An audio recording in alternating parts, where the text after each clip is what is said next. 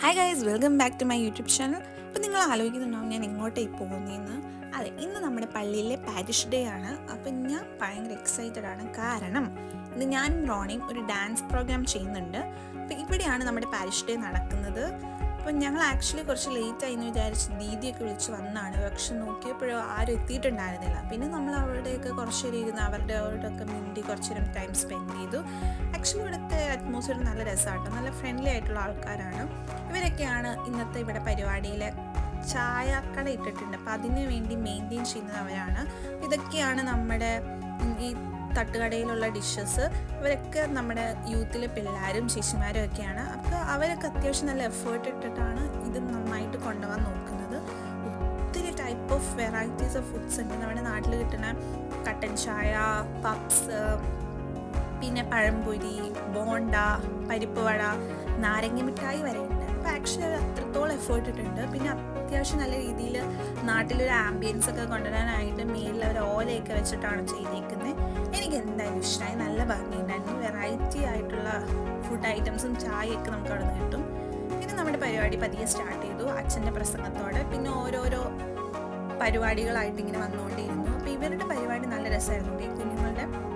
പിന്നെ ഈ ചേട്ടന്മാർക്കും ചേച്ചിമാർക്കും ഒക്കെ ഇടയ്ക്ക് വേണമെങ്കിൽ ഒരു ബോറടിക്കാതിരിക്കാൻ ഡെഡിക്കേഷൻസ് ചെയ്യായിരുന്നു സോങ്സ്. അപ്പോൾ ഇവരുടെ ഡെഡിക്കേഷൻസ് കാണാനും നല്ല ഭംഗിയായിരുന്നു ആക്ച്വലി. പിന്നെ ഇവരുടെ പാട്ട്, അങ്ങനെ ഓരോരോ പരിപാടികളായിട്ട് വന്നുകൊണ്ടേയിരുന്നു. എല്ലാം നല്ല അടിപൊളിയായിരുന്നു. ഈ ചേച്ചിമാരുടെ പരിപാടി ആക്ച്വലി എടുത്തു പറയണമായിരുന്നു, നല്ല ഭംഗിയായിരുന്നു കാണാനായിട്ട്. ഇത് വേറൊരു ഡെഡിക്കേഷനാണ്, ചേട്ടൻ ചേച്ചിക്ക് വേണ്ടി ചെയ്തതാണ്. എന്തായാലും നല്ല ഭംഗിയുണ്ടായിരുന്നു രണ്ടുപേരെയും കാണാനായിട്ടും. മൊത്തത്തിൽ അവിടുത്തെ അറ്റ്മോസ്ഫിയർ നല്ല രസമായിരുന്നു. ഈ ഒരു ഏജിലാണെങ്കിലും അവർ മാക്സിമം കിട്ടുന്ന ടൈം നല്ല അടിച്ചു പൊളിച്ച് സ്പെൻഡ് ചെയ്യാനായിട്ട് അവർ ശ്രമിക്കുന്നുണ്ട്. അതെനിക്ക് ഭയങ്കര ഇഷ്ടമായി. പിന്നെ ഇടയ്ക്ക് നമുക്ക് ചെറിയ ബസിൽ വേർഡ്സ് ഒക്കെ ഉണ്ടായിരുന്നു.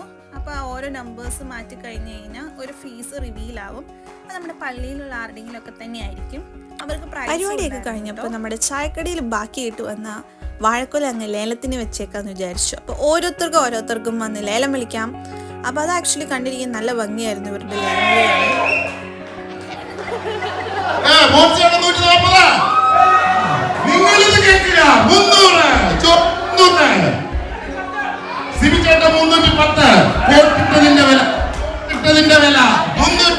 നരേന്ദ്രമോദി കൊലയുമായിട്ട് അതിനെ ഓർമ്മിക്കാൻ പോകുന്നു എല്ലാവരും.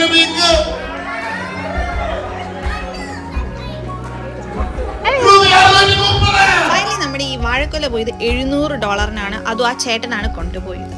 നമ്മുടെ നാട്ടിലൊരു 30,000 രൂപയുടെ മുകളിൽ എന്തായാലും വരും.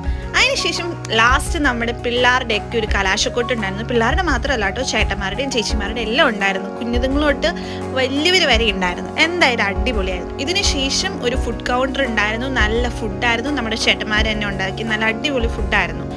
അപ്പോൾ ഇന്നത്തെ വീഡിയോ ഇത്രയേ ഉള്ളൂ. അപ്പം അടുത്ത വീഡിയോ കാണാൻ ആരും മറക്കരുത്. പാർട്ട് 2 നമ്മുടെ ഡാൻസ് വീഡിയോ ഉണ്ടാവും. അപ്പോൾ സീ യു, ബൈ.